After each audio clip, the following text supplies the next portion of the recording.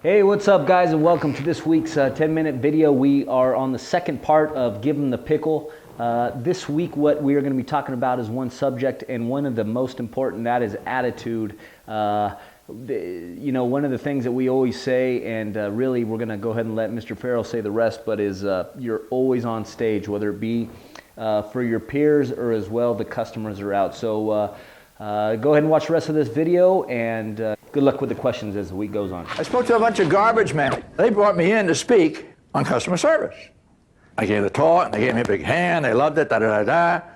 And after my talk, the guy comes up. He said, "Mr. Farrell, I love your story about the pickle." I said, "Well, thank you." He said, "We give pickles away all summer." I'm thinking garbage truck, pickles. This guy's got it screwed up. I said, "What do you mean you give pickles away?" He says, "We start lawnmowers." I said, "What? We start lawnmowers?" "What do you mean?"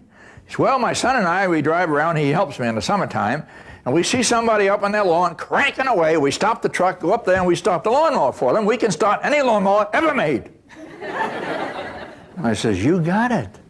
That's the pickle." What's your pickle? What is that extra or special thing you do to make people happy? That's your pickle. Maybe it's walking the customer to the item they're looking for instead of just pointing. Maybe it's a handwritten thank you on every order shipped out to the customer. Maybe instead of just delivering their food, patients get a menu so they can order what they want when they want it. The trick is to find out what the customer wants. Make sure they get it. That's the pickle. There's a lot of companies don't know how to give pickles away. One of the worst are banks. They are the worst. Go into a bank, 8 windows, 7 closed. And they got these ropes up like this. We've all been to Disneyland. We know it takes 11 minutes to get on the Mediterranean pirate ride. I was doing business in a bank the other day. I had to sign a piece of paper. I said, "Can I have a pen?" "I don't have a pen. I got to sign it."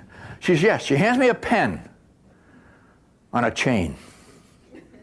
It doesn't even go where I'm going. I said, "Why do you have pens on chains?" She said, "People steal them." I said, "So what?" And I ripped it right off the wall. Still got it.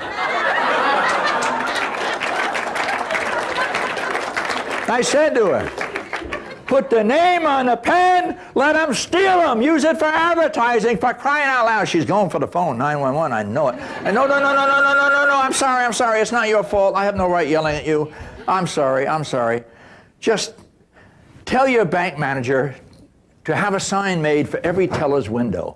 And the sign reads, "You are a thief, and we know it." Customers aren't thieves. They're not distractions.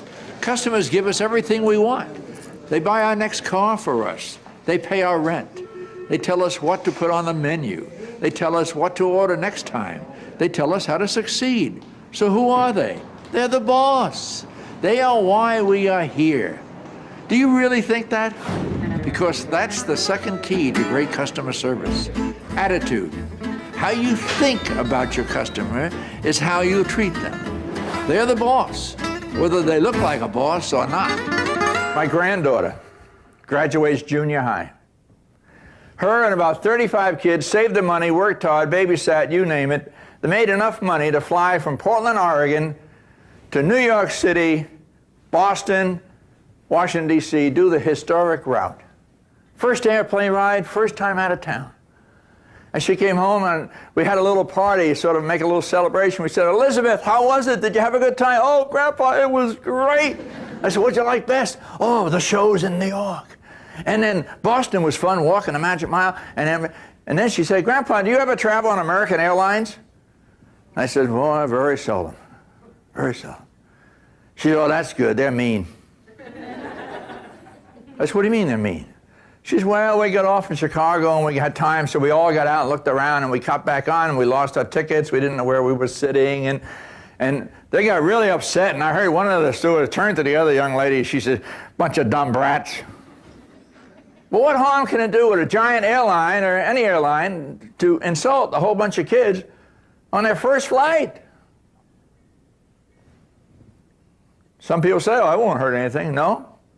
Her grandfather's told over 20,000 people that story. They would like me to stop telling it. But you know I'm not going to because it makes the point. For the record, that's a fine airline. They do a good job. So what was the problem? What caused over 20,000 people to hear that story? One employee having a bad day with a bad attitude. That's all it takes.